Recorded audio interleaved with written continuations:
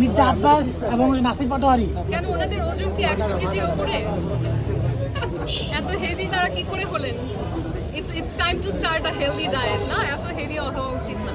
জি, একটি নির্বাচন এসছে, আপনি যদি নির্বাচিত হন জি।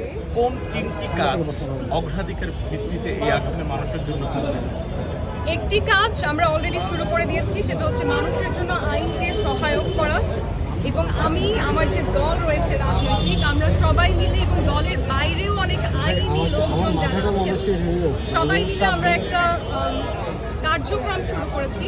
সেটা হচ্ছে ঢাকা ৮ আসনের মানুষের জন্য আমরা একেবারে ফ্রি অফ কস্ট প্রো বোনো, একেবারে হচ্ছে হিউম্যানিটেরিয়ান গ্রাউন্ড থেকে যাদের যাদের আইনি সহায়তা প্রয়োজন কিংবা যে কোনো ধরনের লিগাল কনসালটেশন প্রয়োজন কিংবা তার আইনি অধিকার সম্পর্কে জানতে চাই, আমাদের কাছে এসে ফ্রি কনসালটেশন নিতে পারেন। এবং আমি যদি ঢাকা ৮ আসনে একজন এমপি নির্বাচিত হয়ে 5 বছর সংসদে বসতে পারি, তাহলে এই 5 বছর প্রতি মাসে একবার করে আমরা এই ফ্রি লিগাল কনসালটেশনটা ঢাকা ৮ আসনের সব মানুষের জন্য উন্মুক্ত রাখবো। এর ফলে 5 বছরে এমন একটা জনগোষ্ঠী এখানে তৈরি হবে যারা যে কোনো সমস্যায় আসলে আইনের সহায়তা নিতে আর ভয় পাবে না। এবং যেহেতু আমাদের এই জনগোষ্ঠীটা এত বৃহৎ, তখন আইনও আসলে অনেকটা নিরপেক্ষ হয়ে কাজ করতে বাধ্য হবে।